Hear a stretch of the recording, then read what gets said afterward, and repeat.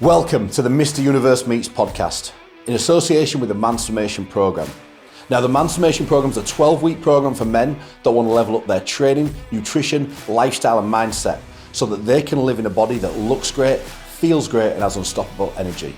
On this podcast, we're going to be speaking to athletes that have reached the top of their game to understand their mindset, habits and routines and what makes them elite. I want you to take advantage of the lessons they teach and go and smash your own goals. I would love it if you guys would like, share and subscribe and enjoy the podcast.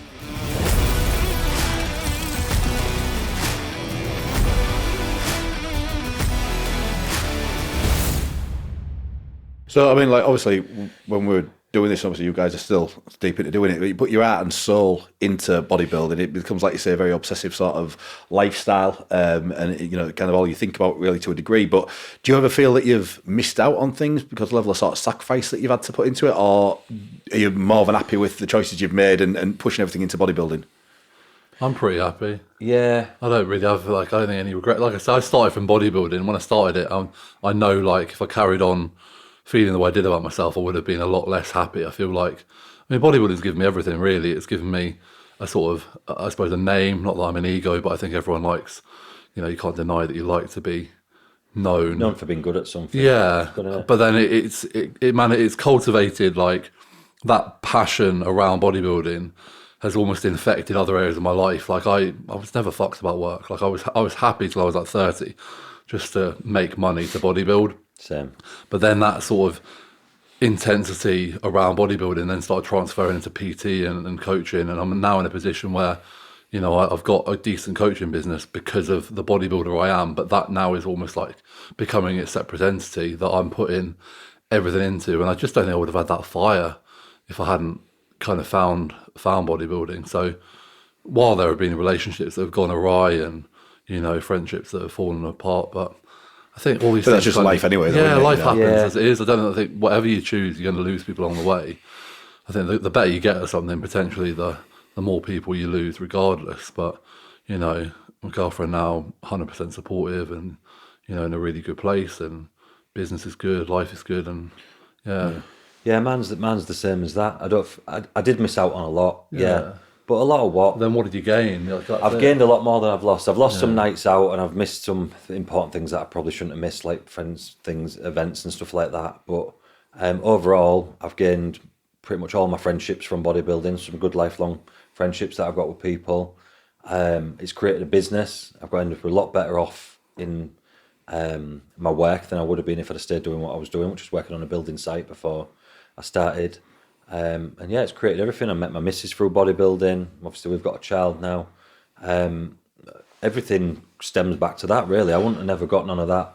I'd have just been a middle-aged guy that gets drunk every weekend, waits for his wage every week, and that's probably what I would have ended up doing. I think we've talked, like I say, a lot about the discipline and sacrifice and, like, the mental test that bodybuilding puts you through, but so many good things come out of it as well. Yeah, I mean, like you say, everybody's you know, businesses to do with related to bodybuilding. You've got your own gym and that lot, Drew, as well. You know. So. Yeah, I absolutely love my life, and my life is a result of bodybuilding, undeniably. I did have a couple of times last year where I missed a couple of things that my daughter were doing, and I weren't happy with myself for that. But it were like she graduated from nursery, and it's like, is that a thing?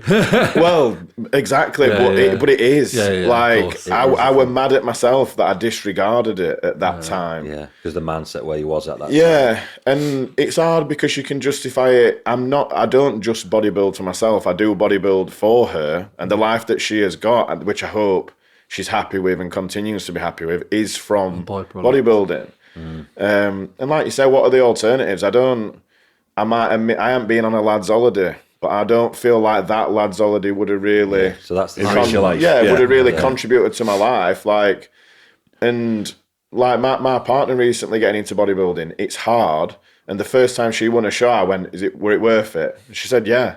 And like, you can't deny that high of winning a show is almost uncomparable, which is why it's hard to do, but we keep doing it. Yeah. We talk about, like, obviously how, you know, great everybody's life is because of what they've done in bodybuilding and the businesses that they built and that lot, but also, like, the impact that you guys have had on other people. You know, like between on this table now, hundreds of people that we'll have helped to get in shape, get, you know, mentally tougher, get over different obstacles and stuff like that. You know, it's not just about what we've done for ourselves. Goals. I think that's the most satisfying thing, like, about what I do and what we do now. Like, I just, you know, I hear messages from clients who I've not coached for like a couple of years, and I just drop in and be like, oh, I'm still following bits and bobs, and you know, this and that, and it's very rewarding. I love coaching a lot more than I think I did bodybuilding. Really, Yeah. I'm getting really, to that really point now where, you know, they're sort of on par, and if God forbid something happened physically to me tomorrow, like, I'd be more than content just to smash the shit out of coaching even more. So I don't really like coaching. No, you like So I'm a shit coach. So I've got like 7 clients. think that you got I've a bang had gym.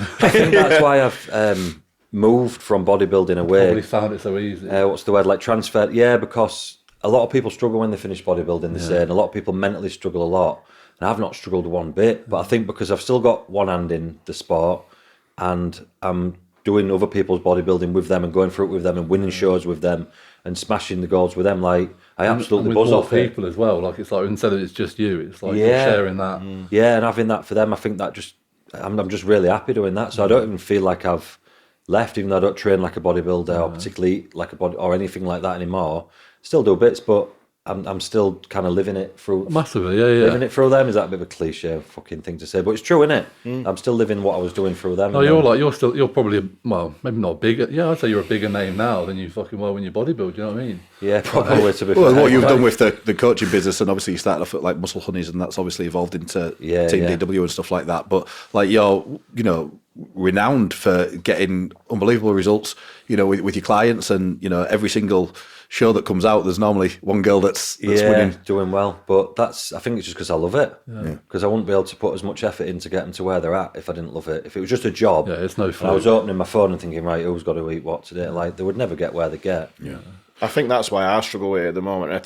There probably will come a time where I embrace it a lot more, but I've got that much on. It's a sideline for me, and when it's a sideline, it feels a bit more like a hindrance. A drag, So it's a very select person that actually enjoys having me as a coach, because a lot of them will be like, he's not, like, he don't care. I think it's hard when you're so fully focused on still competing to give that time and attention to other people. Like Mine moved over at exactly the right time. So I was only PTing in the gym while I was bodybuilding. Then my final year of competing, I had a few clients like coaching online, and then COVID shut everything down. I was still bodybuilding, but with the intention to do another show. But that's when all my business blew up through COVID and the 21 and whatever. Then I did intend to do one more show, and then obviously I tore my bicep off again. And then that just put an end to that. And it was strange because I was like actually relieved.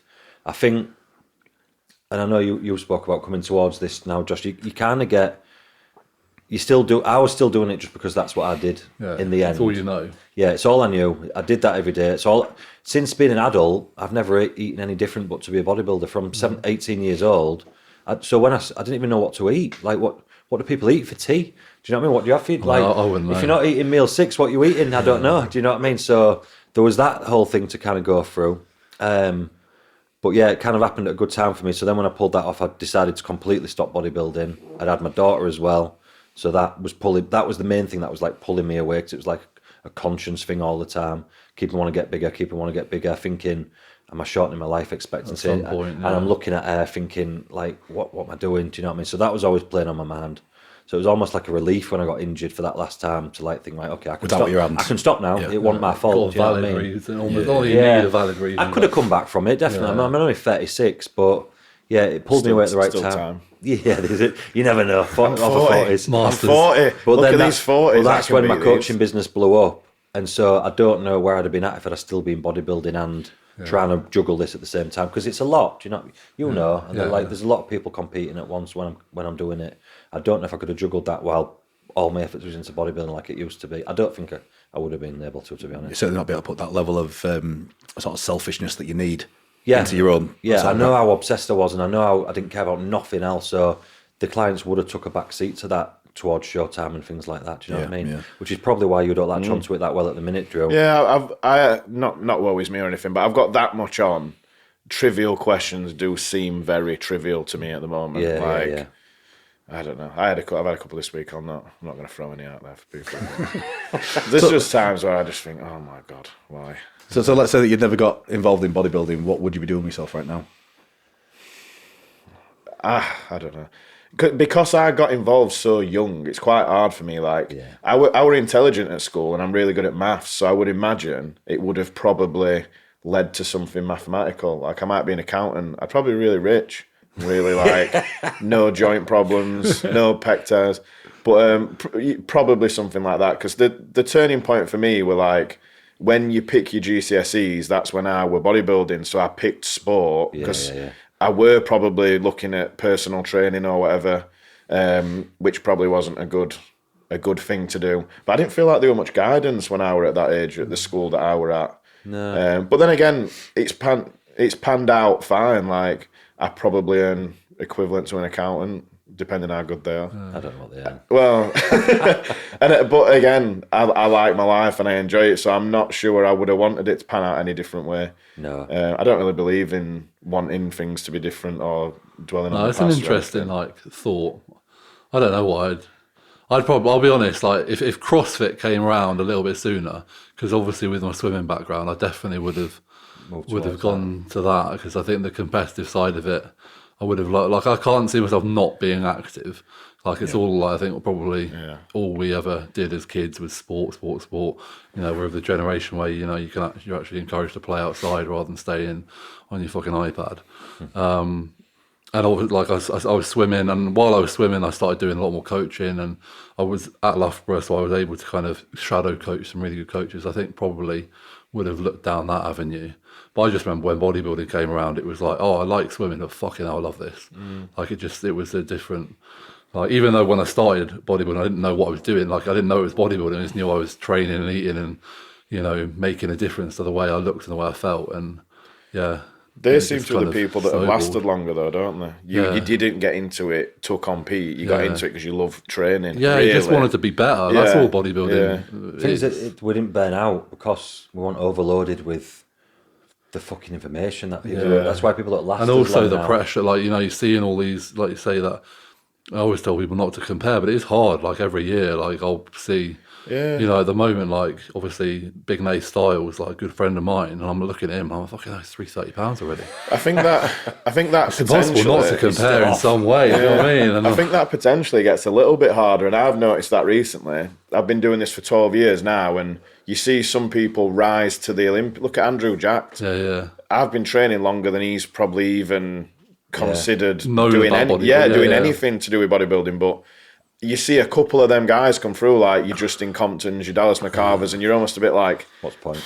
Well, I'm going to have my best year ever next year, but what if the next Dallas McCarver turns up and again, that's why, like, I don't know how people are very different about like the whole kind of, I know so many people are like, I'm going to win show, like they go in to like win. I've never put that as a priority. No, I say that's a bad. I've had people say I think that's where me. you stop enjoying it. I have sign-up forms sometimes when clients start that have never been to a show. They've never fought competing. They've just started training. They've been training like 6-9 months or whatever.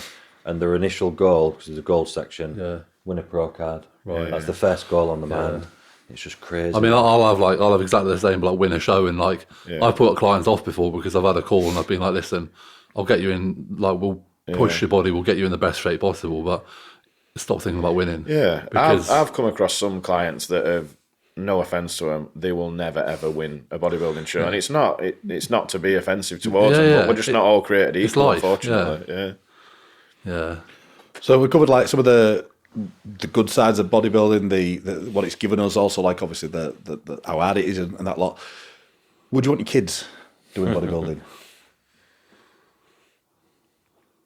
I want her to do whatever she wants to do, and within reason, I will probably not try and stop her from doing anything that she wants to do. So yeah, if that's bodybuilding, that's fine. I will make her aware of some things that I would avoid, or try and stop her from making certain mistakes that she might make or that people make. But again, if she started and she had potential, I'd be like, yeah, absolutely, but don't waste your time if there's something else that you could be doing that might be more beneficial or make you happier. I mean, competitive bodybuilding, I think it is, like we spoke about, it's mentally tough.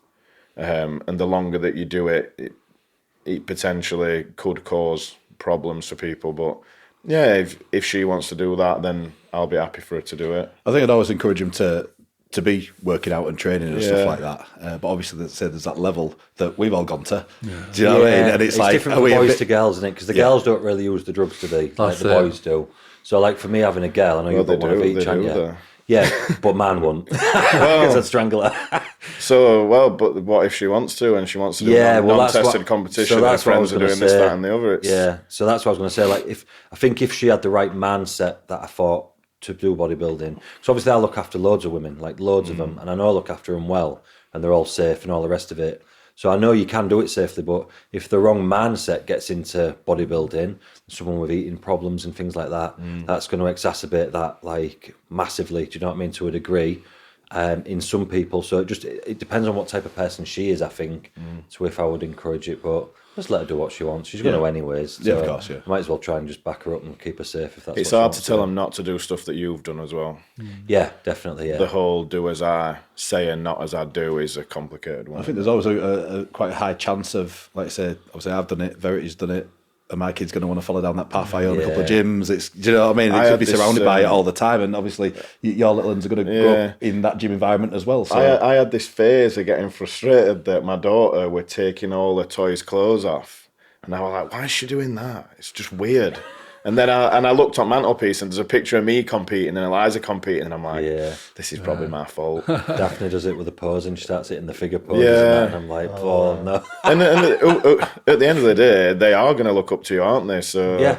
Which is why you've got to set a good example, potentially learn from the mistakes that you may or may not have made. But yeah, I don't think you can.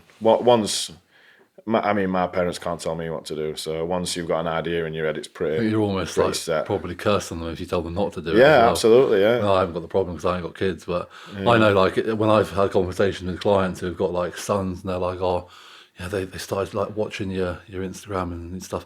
And part of me is like, I'm like, that's great, it's nice, but how old are they? Like 9, 10? I'm like, oh, like that's a bit of a mental minefield, you know what I mean? I think like I've had one of my old teachers actually said, oh, my son wants starting to get into the gym, he's like 14, 15. I'm thinking, yeah, like there's getting into the gym and there's like kind of Then there's getting into looking up bodybuilding. to like me, and although I think I'm definitely one of the kind of few, we all are really, who have actually seen not many things but positive. Yeah. You know, you look, we're definitely the minority.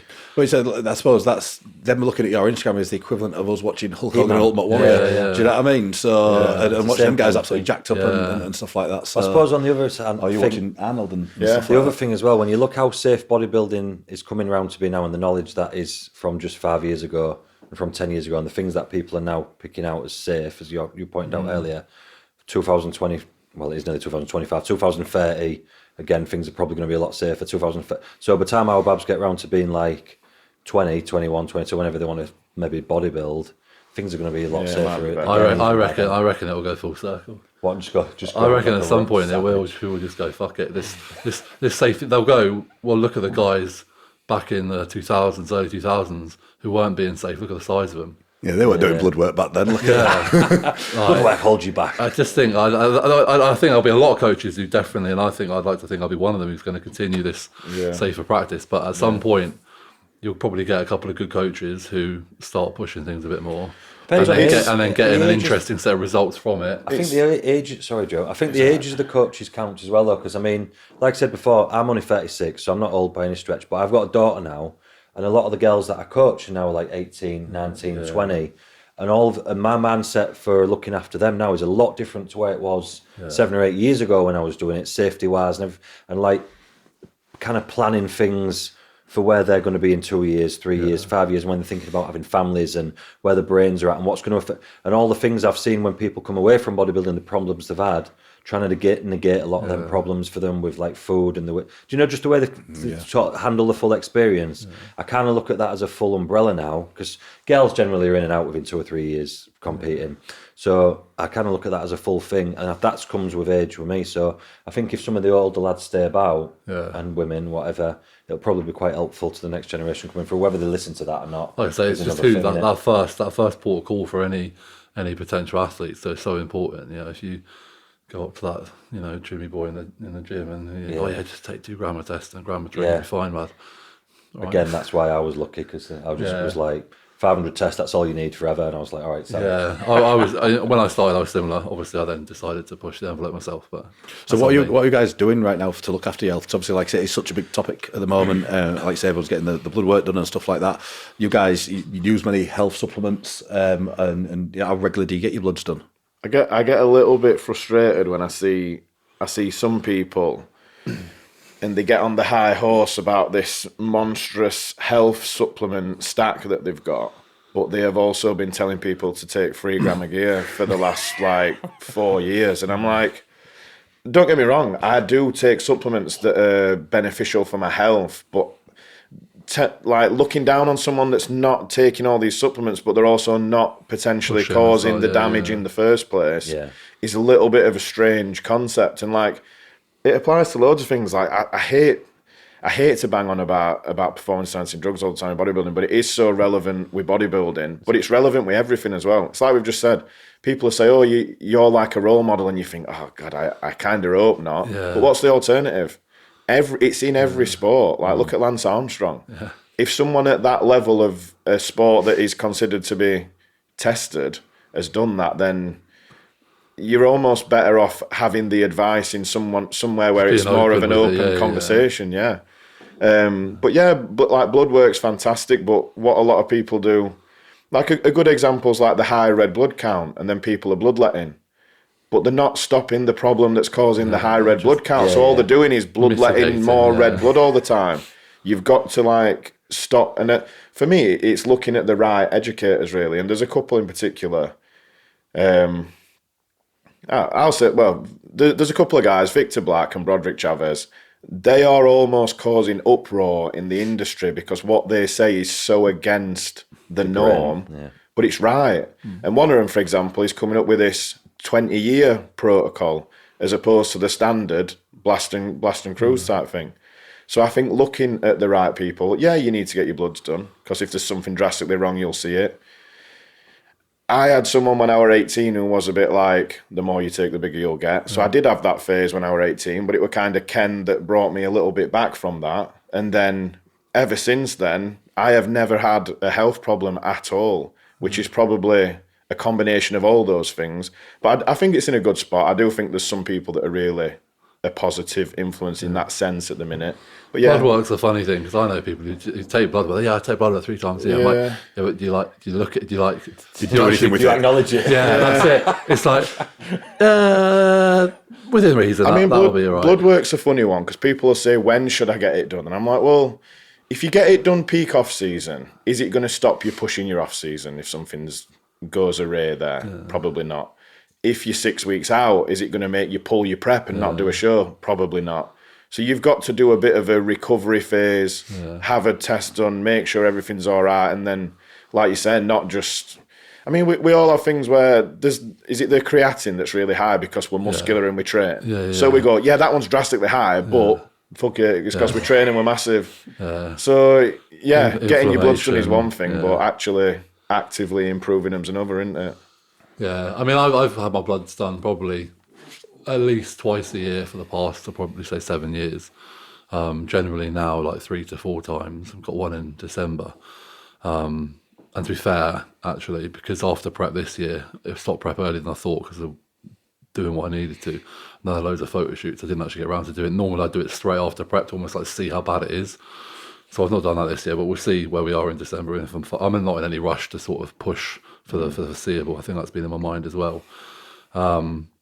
Obviously, I've been sponsored by Strom supplements for the past 3 years, and I was buying from them because they do a on-cycle support supplement. So they do some really good stuff, don't they? Yeah, and Sponsored by Strom. Plug. Yeah. Well, you got to do your bit. No, but at the end of the day, the reason I feel I used to be sponsored by BSN. I used to fucking hate talking about them because I just felt like I was lying. Yeah.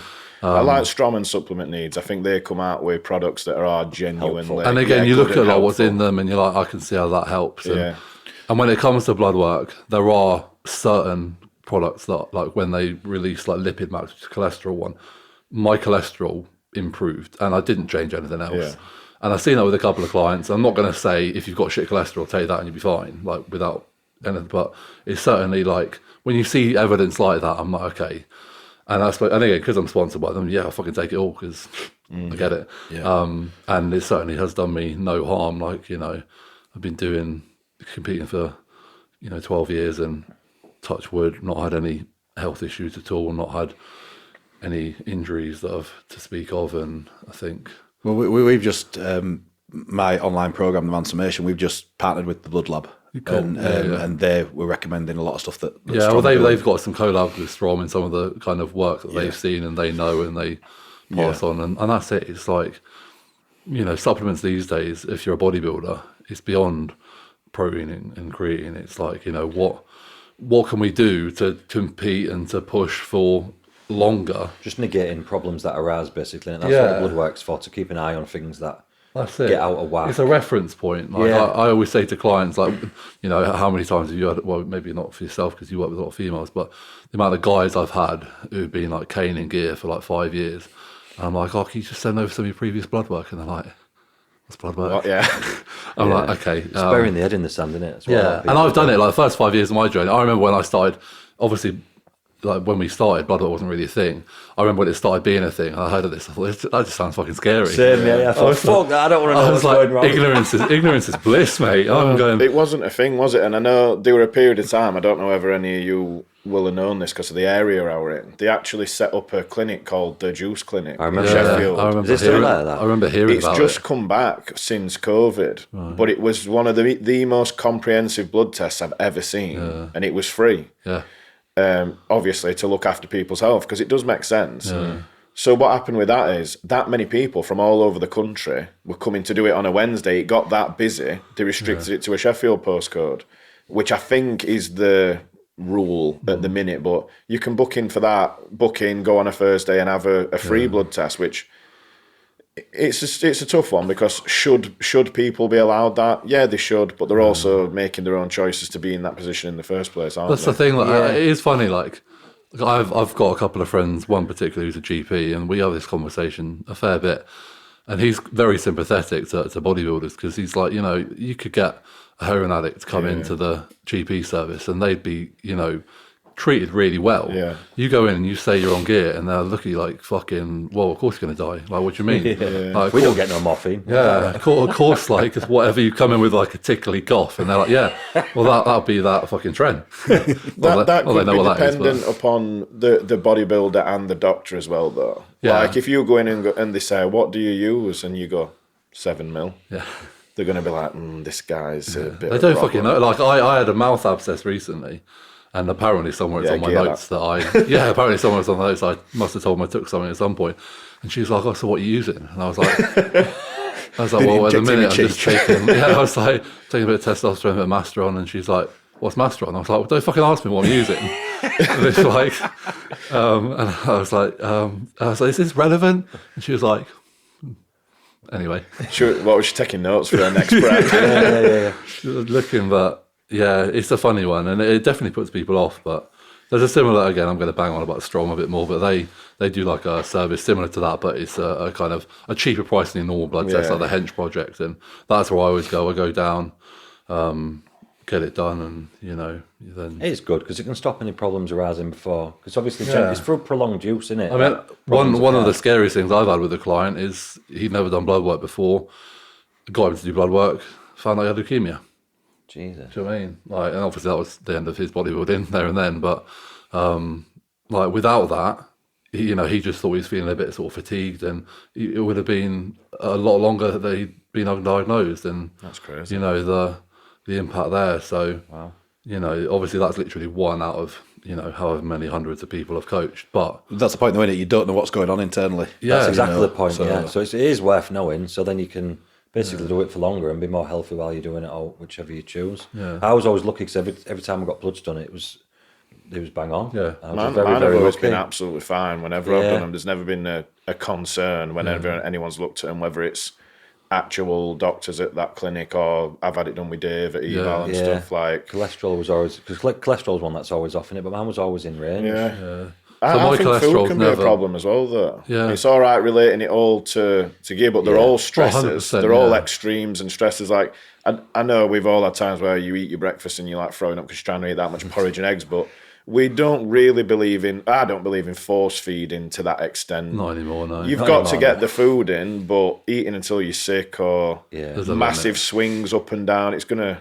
I mean, that's how you end up diabetic, by high levels of carbohydrate all the time. Yeah. But then you've got other things like this demonized thing around insulin. But now there's people saying if you've got a high carbohydrate diet, that's relieves the actually stress on your healthier. body, Because you're helping your pancreas. So again, it's just education and listening to the right people potentially. But we talk about safer use. It's not safe. It's just safer. Yeah. Safer, Like, which is all you can do, innit? Yeah. Negate, like I say. I mean, I generally, in a way, discourage people from that side of bodybuilding. I show them the pros and cons, and if at that point those cons are worth it to you, that's up to you to make that decision and do it in the best way possible. But I never talk about drugs to clients. Like they come to me, they go, oh, like if they've never used, for example, like I'm never going to be like, thought about jumping on. Well, it's like, look at what you've just said. Like, people openly talk about it on their YouTube channels, and your clients have got 8 and 9-year-old kids watching your YouTube channel. Yeah.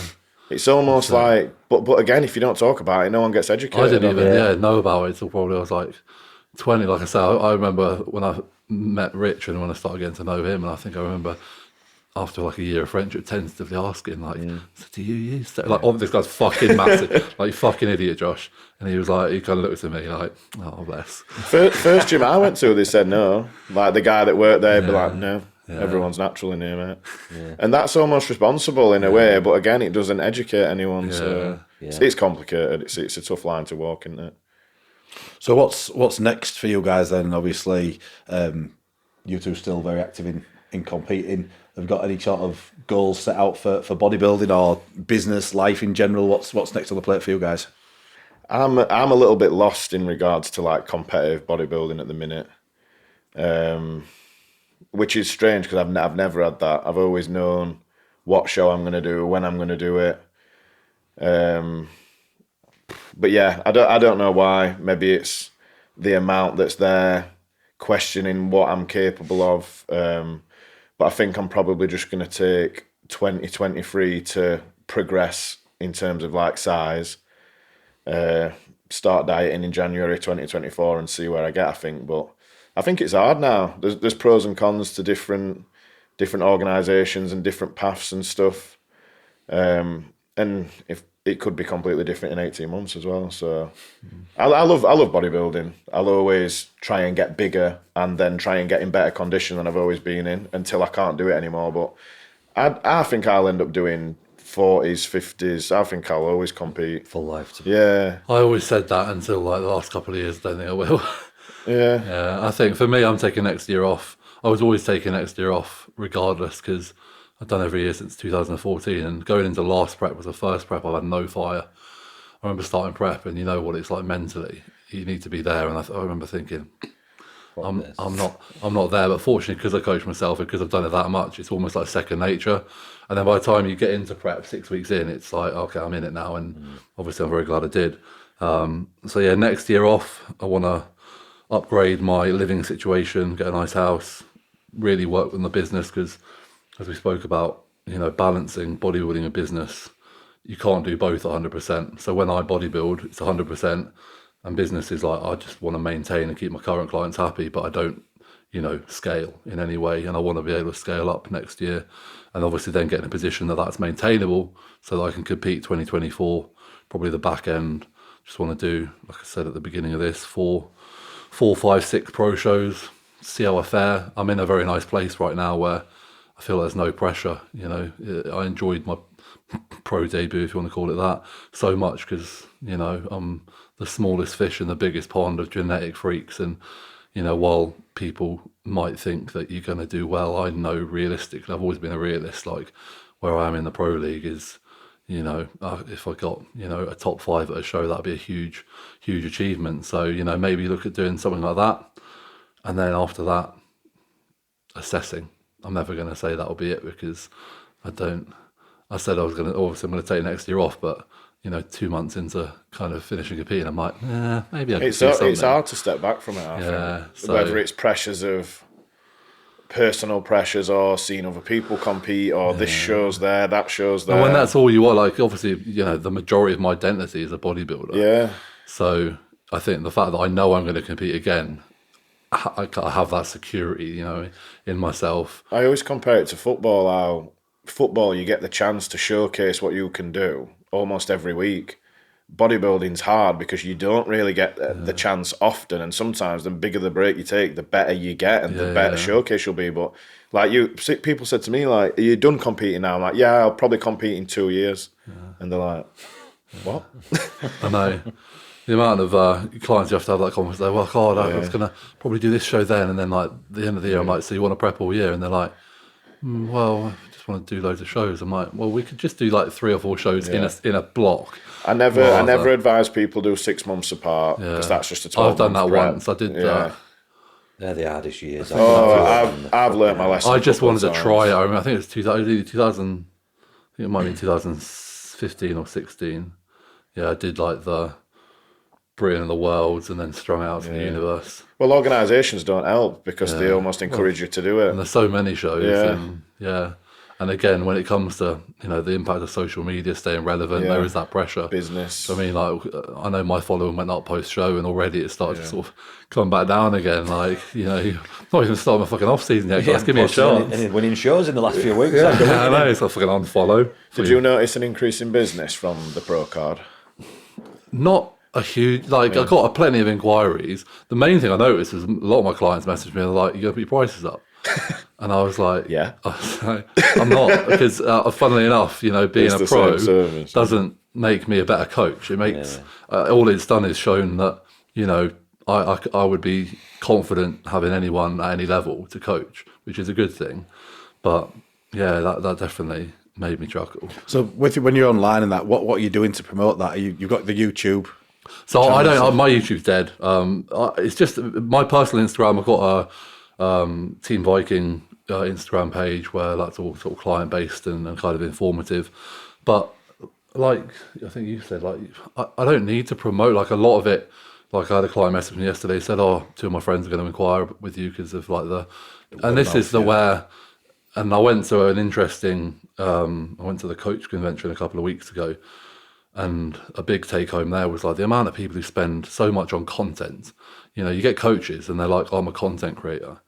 And it's like, well, are your clients happy? I know they turn over like no one's business. Do you know what I mean? Like no retention. I've always been like, well, if my clients are happy, then it should work out. Clients. Yeah, it's organic. Like I've never really talked about. I do like Q&As, and people would be like, "Oh, what do you do?" And I'm like, I'm actually a coach, but and then you might get a few people who kind of drop you a message. But for me, it's about making the current service I provide better. So bringing in like a Facebook group with a load of content that's going to be relevant to kind of the guys, and then just offer. I want to do like weekly calls. I want to get more sort of, I think you mentioned like you do like a community day and things like that. Yeah. Set things like that up so that, again, there's just more excitement around the coaching process. It's not just an online. There's your meal plan, there's your training. Yeah, and I've always tried to keep it quite interactive, but again, just take it up a notch. So, because my, I suppose, business model is I want to work with clients for as long as possible. I've got some clients I've worked with for 6 years. And I want and that's great for 2 things. 1, consistent kind of income. 2, it's fucking easier. Setting up a new client's the hardest thing. Yeah. Once you've got a client in a good place, the longer you work with them, the better you get to know them. Like, call me lazy, but I'm all about that life. Well, it's creating that consistency for them as well, isn't it? And that constant accountability. And then when they leave, hopefully they're going to leave in a much more solid, educated as well position where they can carry on and do their own thing. So yeah, that's my sort of focus for next year is just solidifying the current client experience. And I know like just the way things go, I'll pick them up along the way. And I'm less focused on competing next year. They'll have more space. So yeah. So I mean, you've been trying some like reels and that lot lately, have you not? Yeah, doing the reels. I've got the video guy, and I was lucky to have Ed, the lad who does all the he's done all the videography for like JP site. Is that like the Humble? Yeah, incredibly I've handsome and done a show humble. with him. Yeah, he's great, and he lives around the corner from me. So I just noticed whenever it was earlier in the year, and everyone will have noticed that all their views and likes and everything like that just like cropped in half. They just chopped down. And I was thinking, what the hell? And then someone said to me, it's because you need to get on the reels, because that's all Instagram's showing people. I think they're trying to compete with TikTok or whatever it is, I'm not sure, to stay thingy. So they're encouraging the reels. So I just said to him, oh no, what happened was he come to film one of my seminars that I do on my clients, like a posing workshop, and all the views and likes was through the roof. So I thought, right, okay, I don't need to get on this. And like I say, he lives around the corner, so he just pops into the gym, talk a bit of shit, film a bit of clients training. He edits it. Sometimes it's funny, sometimes it's serious, sometimes it's whatever. Then just post them up, and it does help with engagement, like loads. It's helped loads, them reels anyway. I think that's the right way of doing things. Like, you've built a business, and now you're scaling. Like, whereas people are coming into coaching, they're like, right, I just smash out a load of content. Yeah, they do it. That's not going to help anyone. They do it upside down. Yeah. You've got to build it on results. Because that's what the build your pay name. for, Then you're in a position now where I did everything what they would class as backwards if you was to ask these people that train people to do it. But like the clients come, so then I had to build some kind of framework around the check-ins, or whether it be the questionnaires or whatever, how I do things, and then it went up again, and then I had to kind of develop things to work around that to make it more. And then the more it's going, the more I'm having to, like I was you've saying, also got a budget now probably to do the content. Yeah. I feel sorry for some of these guys who's starting out with like 3 clients and they're doing a couple £100 worth of content. Yeah. I bet some people are in a negative on Yeah, it's mental. I know there's reinvestment, but like, we're here to make a living. Yeah. And yeah, like I was saying to you earlier, now I'm into building up a platform of the way check-ins and everything like that, because it's kind of grown into its own monster that you need to control in a better way. Definitely. And that's the same with the content and everything else. But just focus on, like you all have, just focus on your results. Yeah. And then the work comes, and then it builds, and then you have to accommodate the work, and then etc. Instead of vice versa. Yeah.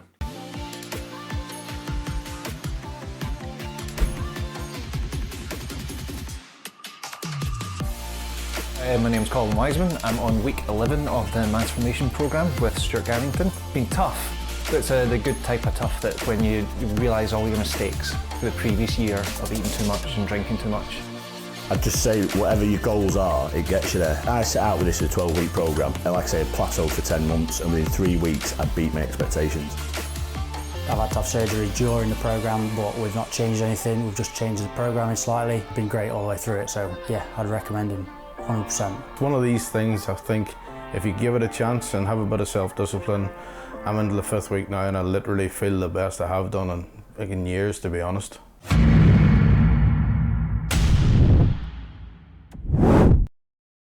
So what does life after bodybuilding look like we'll go for you guys, because like, where will you put that focus? Will you think you'll dive more into the coaching side of it, or I would imagine so, yeah. And I've go more into the gym, push more into the gyms and what have you? I've got the gym, and like you'll know, even just having one gym, I find it quite hard. So you'll know more so having a couple. I've got the gym after 3 years about to the point where it's done. I know it's like never really done, but it wasn't very good when I got it, and now I'd happily say to someone, yeah, come and look at the gym. I'm sure you'll have a great session there. I'm cautious of pushing for too much. I know we've said it's a lot in our nature, but it's not always beneficial to push for too much. Like, for the space that I've got, I'm maxed out with that, so I sometimes look at bigger units and stuff, but it's nice and manageable, but it is also 7 days a week, 80 hours a week, shut 2 days a year. Even if you've got it staffed, it's still like, I've got a member of staff there now, but it's still in the back of my mind thinking, if the toilet blows up, he's going to text me and I'm an hour away, sort of thing. Yeah. So, but I do like having the gym. It's a lot harder than I thought it were going to be. But I'm pretty content with everything, and obviously my daughter's at a really good age, like being 4 years old, and I'm lucky that I don't do the Monday to Friday 9-5, so I take her to school, I pick her up from school, I'm very involved in what she does, which I love. So yeah, maybe transfer a bit more into coaching, but I see myself, when I look at people like Kamal winning the Olympia at 48, I don't really consider my retirement from competing in bodybuilding, because I feel like I've got a long time left yet. I've still absolutely got stuff that I don't think I'm at my best or my max as a competitive bodybuilder at all at the minute. So that's kind of like still there. So I'm not really thinking too much past that, but I've got my life in a position where it's comfortable with that, so I'll just keep. Do you think cracking they'll on. like staying? Do you have to stay relevant as well though? So like, will keeping competing help you to stay relevant in a sport when you're looking for new clients and stuff like that? Potentially, but I think that's why the next kind of couple of years are important to, from a coaching aspect, just continue to build the results and build the results with the clients that, you know, I particularly resonate with, which are the bodybuilders. And obviously then, like Dan, as and when the time comes, I can sort of vicariously live through the guys competing. Yeah. I was going to say that to you, to anyone who was planning on doing it. Like, whatever results you get in your bodybuilding now will help build your business now, but then it has to be built through the coaching. Because all these competitors get replaced every couple of years. They're in and out. It's not like it was. They're in and out, a lot of them. And I'll have clients start with me now, and we'll get them to a conversation maybe if I see them, and they'll be like, "Oh, do you used to compete as well?" And they just haven't got the faintest. Do you know what I mean? And they don't care. They're just employing Which you is as a perfect, coach. yeah. There is new people now, and they don't know any of the main people. Or like, I went to the Fit Expo, and Dorian Yates can walk around almost. I was about to say that, unknown yeah. in So comparison to some other people. a lot of my clients don't even know who Dorian Yates Yeah, is. Never exactly, mind recognise him, or they don't know who Ronnie Coleman is, or like they're just within their own scene of, and that's fine. Do you know what I mean? But it just goes to show that what we do don't really mean nothing. What about like when you finished bodybuilding? Like, what do you want your physique to look like? So obviously you're not going to keep walking around at 300 pounds. So will you kind of go back to that swimmer's physique, or will it be a little bit bigger than that, or will you? I think I let it settle. I see what it wants to do. Like in my mind, I'm a skinny guy, so I feel like once I pull right back on the gear and obviously drop food, I feel like, I know people say, "Oh, You would be surprised." People will be surprised how hard it is to get off, but I feel like it might happen fairly easily. But I'm in low. Like at 300 pounds right now, I feel great, and I think this is the benefit of having sat at like 345, you know, for periods of my life. 50 pounds under that, you feel pretty healthy. So it's more so just going to be. I mean, I'm never going to stop. Like you said about what do you eat? Like I don't even have that conversation with myself. I think I'll always stick to a diet. Like it's what I do, and it's not because I force myself. I just enjoy it. I feel mentally better regardless. I think same with training. I'd like to be a little bit more fitter. A little bit more fit. That's shocking. A little bit fitter. And yeah, just kind of continue the routine without the pressure of bodybuilding. Like, Do you still eat like a bodybuilder now? I've just started eating better again. It's took probably nearly a full year to recenter myself to find where I actually wanted to be, because I mean, I went out with the bang, so I went out with an injury. Obviously, I tore my bicep off, and then 12 weeks later, I got my shoulder operated on. So I was like nearly 6 months out of the gym properly. Do you know what I mean? So I just kind of let that slide. I didn't do the TRT thing properly. I was barely taking that, maybe 60 milligrams a week. Like just kind of felt, and so then all the rest of it became like pointless. I think if I was still training on my exit, it'd probably have been different, because I'd have kept eating some of the food, but maybe just less. I'd have kept training, blah blah blah. But because it took me out of it completely, then when I went back into it, I didn't. There's like everything's pointless. So you've spent all your time since you were like 18 to 36 for me. So 18 years.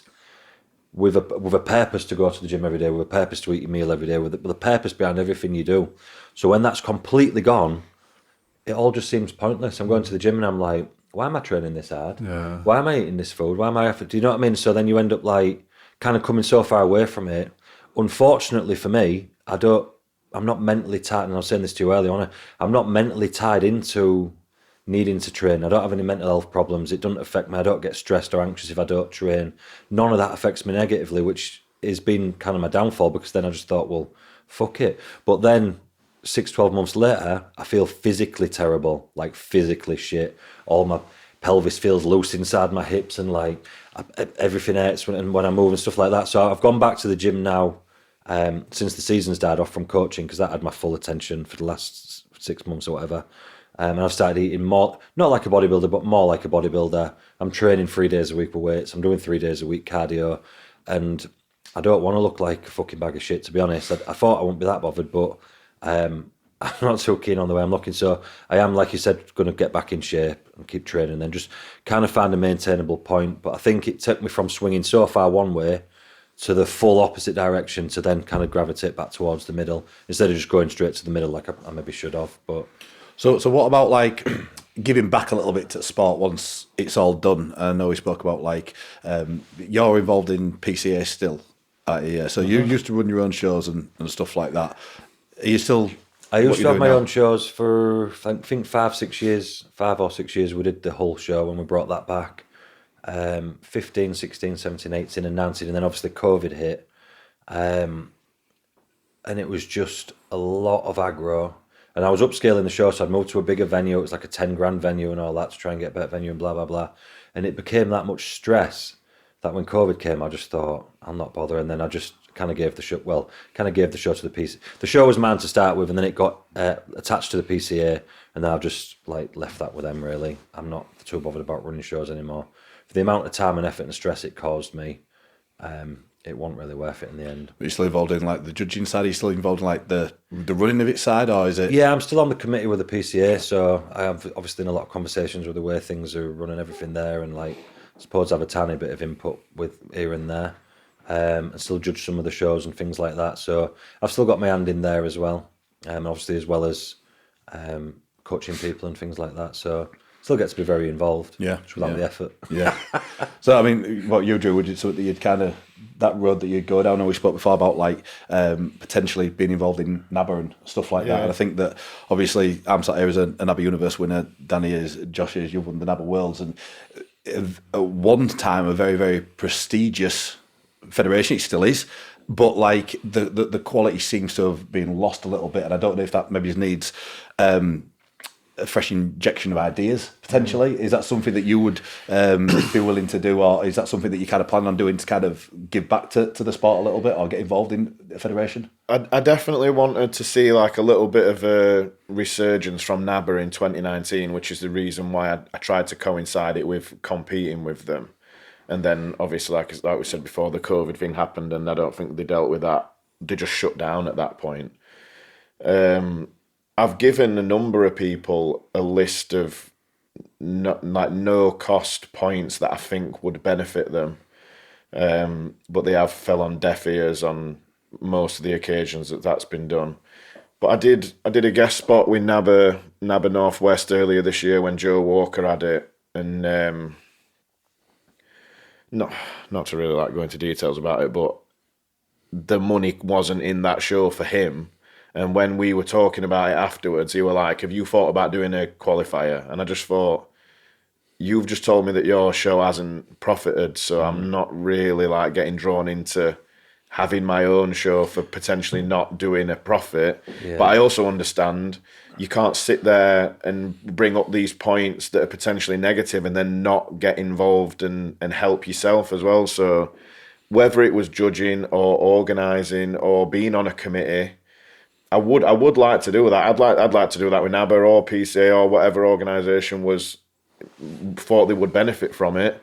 I think one of the main things NABA are competing with is, I saw it over the years that NABA was a bit of the first timers organisation, and I think PCA have absolutely just cornered that part of the market by having the first timer shows, and the success and the volume of people doing those shows is almost unbelievable. Like, I went, even the next one sold out, I think I saw, or it's on the verge of selling out. Yeah, the first timers in March is already at about 90% capacity. It's only November. And I went to the first timers they had before the UK, and the standard's fantastic, and there's that many people. I almost don't know how they haven't run out of first timers, but clearly it's working for them. But I think because we've all got that nostalgic thing to NABA, and it's a shame to see the standard maybe a bit lower or the turnout's a little bit lower, but just like a little, like, I don't know about you lads, but a little piece of me's just died when I've just watched them die, because we were so like in the core of it when it was thriving and when it was at its biggest, and well, maybe not its biggest. I want around in the 90s and what have you, but like when it was really, really strong, like when we did the British and that, and all of us, there were 20 men deep, them lineups in 2011, 12, 13, 14, and maybe a bit further on. And then I think this year, like some of the lineups at the British had like 3 people in and 2 people in. Some of them, like, that's sad to see, man. And the standard has I was at them, but like severely dropped. I was at the Britain this year, and it was, like I say, a little bit heartbreaking to watch it. And I'm hoping that they can kind of come back from it. I mean, like, what was PCA's sort of philosophy because they've come from nothing to being absolutely huge. They must have had a very clear plan in what they wanted to do and a very clear philosophy on how they wanted to approach it. I think when you look at it, all they really wanted to do was make bodybuilding better, and they took all the negatives that everyone else was doing and just changed them and made their own federation. Because like when the PCA come along, and I was there when they came along, I was involved in that movement. It was NABBA and UKBFF, and UKBFF were just tyrants. Like, you remember they banned people from the federations for going to watch the mates at other shows and like crazy shit like that. So a lot of the original PCA when they formed was ex-UKBFF officials and committee members and all the rest of it to start the PCA when it initially involved. Then there was obviously Ryan was the main driving force on that, is his federation. And I've never met anybody like Ryan before. He's wired up differently to everyone else, as you can see by what he's built. Yeah, he's very, very, very intelligent, very, very like driven to the point of maybe crazy at some points. But look what he's built, and he just wanted to take all the bad, get rid of it, and then just make something fresh and new. And look what happened. The UKBFF collapsed within 2 years from that. And obviously it's been the IFBB moved over to Two Bros and that got set up, and that's a different story altogether. But it just shows how I think you couldn't do it now. I was having this conversation with somebody the other day. You could not do that in present time because everybody's happy with what they've got. But at that time, everyone hated the UKBFF. Even the people competing with the UKBFF hated the UKBFF. Their own officials hated them. Do you know what I mean? So they just stepped in where there was a void needed at that time, and then that kind of saw them off. And then for a little while there, it was just PCA and NABBA like doing the strong thing. And then obviously that's all changed. I think when you look at the landscape of it, go back about 2014-15, there was like NABBA and UKBFF. Then what did you have? You had IFBA and NAC on it. And so they were like the four ones. The two have been the lesser ones of NAC and IFBA. And then when you look now, you've got Two Bros and PCA, which was the NABBA and UKBFF. Then you've got like FitX and NFM UK, which would be like NAC and IFBA in them days. And it's just kind of been replaced by another four federations. But yeah, he just wanted to make something good. And he has. Competitors get to compete on the best stages, with the best lighting, with the best photography, smoothest experience. They're in and out. It is ridiculously smooth. I mean, like when I was at, I think your show before, we had a stall there for Kongware, and the show said it started at 12, and it started at 12. Yeah. And I was like, what? That was alien to us, coming from NABBA. You know, it always an hour late, half an hour late, you know, so... little things like that, I suppose, just the very basics. Yeah, and it just goes right through the full team, from the front stage to the backstage to the tanners to the people that are doing the running to the guy who works on the stage doing the. It's all like one big smooth machine. And how do they get it like that? The meetings and the very strict schedules. Ryan, just Ryan. He tells everybody where they need to be, everybody what they need to be doing, and if it's not good enough, he tells them, and that's why it runs so efficiently.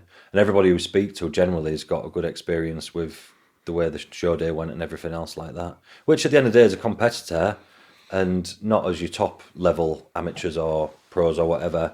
Like as your average competitor, you don't want to be paying too much.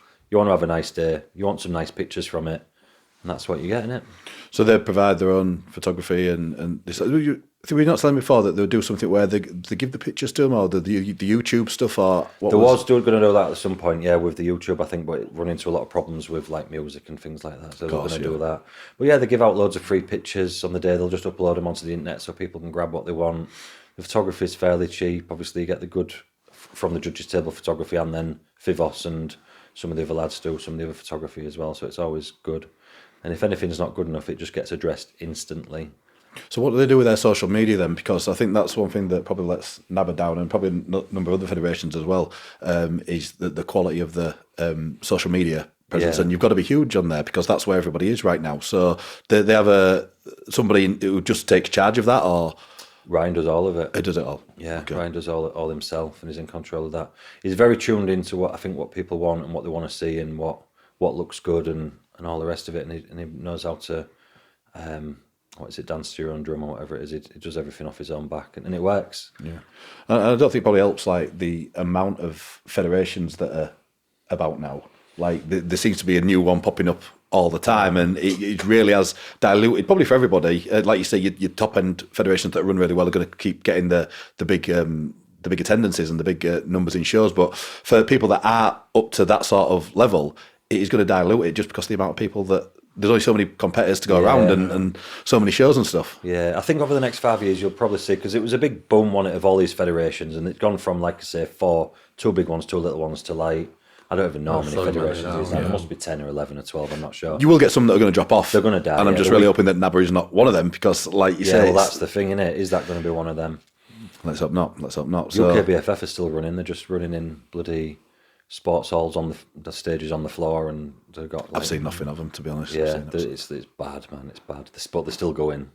That's another thing that's scary about bodybuilding, though. Like, there would be a time where if you were the UKBFF British champion, that was like incredible. Yeah. And now it happened the other week, and no one knows. In Well, fact, I saw. I didn't know. Well, I saw one guy in particular. I can't remember the exact way it worked. He won the heavyweight and came second in the over 50s. Right, bloody yeah. Which, obviously, the guy that won the over 50s might have been more than a heavyweight, but the fact that is possible is just absurd, really. Like, I still watch Luke Sando videos, and one of the particular Britons that he did, like you mentioned earlier, it looks like a pro show. Yeah. But even some really old NABBA stuff. I mean, there were a guy called Tony Megson at my gym. He put a video on that's on YouTube of him coming 5th at the Britain, and they all look like pros. Yeah. Is it because there's more organisations? Is it because there's more confusing stuff in bodybuilding, or is it because people just don't want to work hard anymore? Yeah, I mean, like them Two Bros shows, they seem pretty stacked at the top end, like they're decent quality. There's a lot of people that I heard that were doing, I think it's their nationals, and they end up going nowhere because the level was insane. Well, you was amongst it, weren't you? Yeah, it's a funny one. Like Two Bros, some shows are stacked, and other shows, like again, I think they almost do too many. And the problem with Two Bros is they do all their regionals in the same place. It's not regional if it's in the same sports all every show. Because I know, like, so the Arnold's that I won, you know, I'd like to say that was a pretty good show, but the supers at the Arnold's last year was like best of the British minus like myself and a couple of others. Like, I didn't do it, but we had like, it was an insane lineup, and it wasn't quite the same this year. There weren't as many British guys there. Again, it's just, I suppose, the way it fell. But I mean, with the pro card, you're always going to get like I suppose the top guys gravitate towards that when they feel ready, so to speak. Like I said, it took me a good decade of competing before I thought I was potentially worthy of a pro card. So, but then at the same time, like some of the Two Bros regionals, it's pretty low level. Well, that's what I think. Like you said, when UKBFF had the pro card, everyone was over there. Now Two Bros have got it. Everyone's kind of gravitated towards that pro card, and I think like for NABBA, like not everybody wants to go down the pro card route. Do you know, like, you know, if you've got the genetics, you know you can do it, great. But for a lot of us that are like, well, if I did get it, what would I do with it? You know what I mean? So I'd be more than happy just kind of really focusing on something like the universe and becoming the sort of best version of, you know, that was our well, it was definitely my thinking back then. It was like, I don't think I'm good enough to go over there, so I'm just gonna sit over here. Yes, and I think that by making the NABBA universe very prestigious again, now whether that's prize money or whatever you've got to do to draw people into it. Well, they've lost a lot of countries as well, haven't they? I think that's the problem. I think a lot of the countries stopped coming. Like, you notice the Brazilians stopped coming towards the end, the Germans didn't come, and then the more countries you got dropped off, the quieter it kind of got. Yeah. And a lot of that, I think, was a bits of controversy with some like funky results and things like that. Not that anything was fixed or anything, but just bad errors in judging in a lot of cases. I remember distinctly that like little mini Ronnie Coleman looking fella from Brazil getting beat by somebody in about 2012, something like that, 2011. That's when the Brazilians all stopped coming. But it was all based on the judging. So if the judging sometimes a bit off, they need to address that. With the international shows, though, you only get, I'm pretty sure that you get one judge from each country. So it's not like, you can go all Eurovision on you, just like gang up on a certain country or anything like that. That's what I mean. I don't think it was. It was just bad errors. Yeah. Cool. So, well, like you said, I mean, hopefully that they can pull themselves around, because, like you said, we're all sat here with big NABBA titles, and we're starting to not mean too much. Yeah, exactly. They're saying they're going to, and whether or not they take some advice on board, or whether they've even got. I mean, look at your answer to a lot of them questions about PCA. Why is it this, Ryan? Ryan. Do they need a Ryan? Yeah, Because as far as I can see at the minute, I was quite excited when Eddie Elwood got involved because he were a little bit newer, a little bit younger, and an accomplished bodybuilder himself. But he had that sort of COVID-related stuff, which someone I know went to see him last week, and I think he's still in the thick of that. Yeah, So I asked him to come on the podcast, and he said he's going to think about trying to do that after Christmas. I think he got his appeal in December time for his fine that he got for all that COVID. So a mate of mine went to see him last week, and I think it's still very relevant and quite bad. All that stuff with him at the minute. So, but yeah, like I said, I've contacted NABA to try and compete in the Pro League, and it just not even been able to tie that down by speaking to the officials that are supposed to be involved. Yeah, which you just think that's someone trying to compete with them. Not only are they not encouraging people to be there, they're almost not even providing it for people. I had a girl go down to one of their like West shows or something like that earlier in the year, and she went specifically for the overall. That's what she went for. She was a good figure girl. I remember you telling me this. Yeah, she was a good figure girl. That's what she went for. It was their local show, so she just wanted to do it for that reason. And then NABA had introduced the overalls, right? So it was advertised as an overall. So she won a class. Waited, you know how long the NABA show's gone for, even if there's only 30 competitors to drag on all day. Waited 4 or 5 hours, whatever it was, until the overall. 3 overall girls pumping up backstage, toned, trained, athletic, whatever. Then the promoter just come up and went, "We're not doing it." And she was like, "Why?" And they were like, "Because I don't want to." And they just fucked them off. And they didn't do it. Oh, wow. So she'll never ever go back there in her life, and everyone she speaks to, she'll say how much of a bag of shit it was because of that one promoter. I mean, there's So that needs addressing, doesn't it? There's a couple of scenarios I saw last year, one of which was, like you've just mentioned, people weren't getting the pictures back. So that's one. But like you say, when something goes wrong with that organisation, they address it immediately. Yeah. So people not getting the pictures. There were one scenario at the Northwest where I couldn't believe what I was seeing when this happened, but said there's a lineup of 6 guys. Instead of saying the top 5 for qualifying for Britain, they singled 6th place out and said, "We've decided that you are not of the standard to go to the Britain." Imagine doing that. And I just think, and it were Brian that did that. Like, Joe were running the show, and I could see Joe going, "Oh my God, please don't do this to me at my show." And then I just think, at that point, that has got to be addressed 100%, because that's just not how you conduct yourself with people in general. But it's very hard though, isn't it? Because like, if nobody else is putting their hand up to help run the federation, well, what do you do? Do you know what I mean? You can't fault the guys that are doing it now. They're doing probably to the best of their ability, and the best that they can. But if no one else is coming forward, it's like I've said, I've come up with all these ideas, and then when Joe says to me, "Do you want to run a show?" I'm like, yeah. But I don't know. Is that what it's going to take for someone to go, "Yeah, I will do actually"? But unfortunately for me, I haven't really got the time to put it into someone else's venture. When it's not going to profit you in any real way to compensate your time. And it's not all about money, but we also can't. No, but you want your time you've got compensated. you've got to pay your bills, haven't you? You can't let your own businesses slide because you're trying to pull NABA back on course. But and it's tough because, like I said, your client, and she'll tell people she had a bad experience at NABA with the overall. I'm telling you now, and then blah blah blah. Good job no one listens to this podcast. Never know, this one might go viral. But then at the start of it, we all sat here and said the reason that we chose NABA over the FBB or the UKBFF at the time was because it was such a supportive federation, and really good quality shows, and made you feel very welcome and that sort of thing. And I'm sure there's still a lot of that. I know it will still be like that. Yeah. Absolutely. Unfortunately, there's just so much competition. You've got to move with the times as well. Yeah. It's great being like that, but if nobody knows how supportive you are and what a great federation it is, and you're not very present on social media, and you're not doing that sort of thing where everybody is at the moment, then how are we going to get that message out? They're an analogue federation in a digital time, unfortunately. Yeah. So we're going to almost wrap it up here, guys. I'm going to finish it off with a couple of questions. Biggest lesson that you've taken from bodybuilding that you can transfer over into everyday life or business? What would that would be? I think, like we said before, people are drawn to it. You've got to be a certain type of person, but being organised always makes sense in any walk of life. Like, I think I saw a saying the other day saying, an intelligent person solves problems, but a wise man avoids them. Like, just be organised, be sensible, be intelligent. Like, a lot of the traits of bodybuilding, like Dan said when we started, do transfer into other stuff like that, but just working hard as well. Yeah, I'd say you've got to work hard. Consistent hard work. It doesn't matter what you choose to do. just it's the long game. Yeah, consistent perseverance. Yeah. Cool. So if you could go back to day one and do it all again, what would you do different?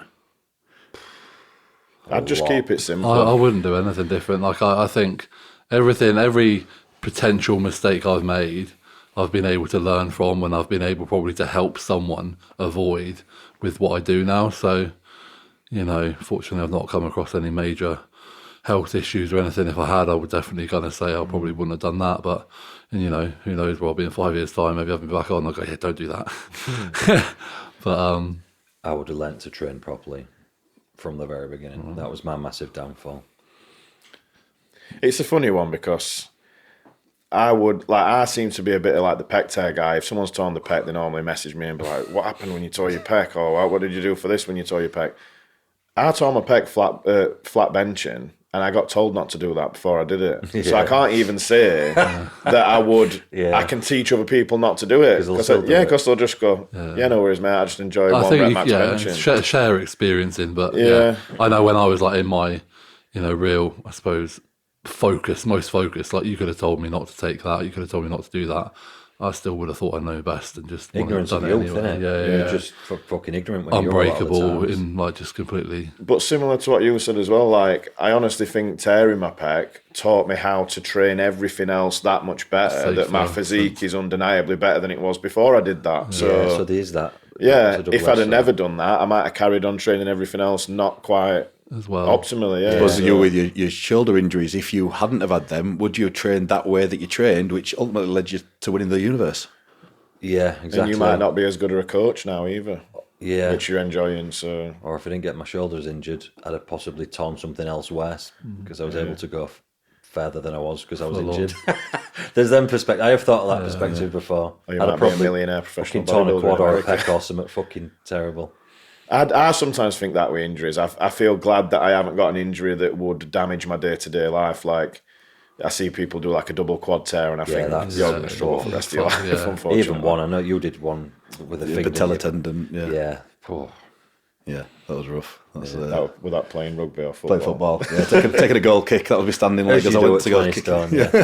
And just snap the patella tendon. So. Same thing again though, like, and I've said this before, you can talk about avoiding getting a certain injury by doing a certain type of training, but we all know people that have had freak accident injuries outside of the gym. Yeah, definitely. Which is probably just from the fact that we don't sit on the settee and do nothing. We go to the gym every day for a reason. So there's a certain amount of wear and tear. I tore my bicep off moving a washing machine. Did you? Yeah, throwing a washing machine in the back of the car just popped off.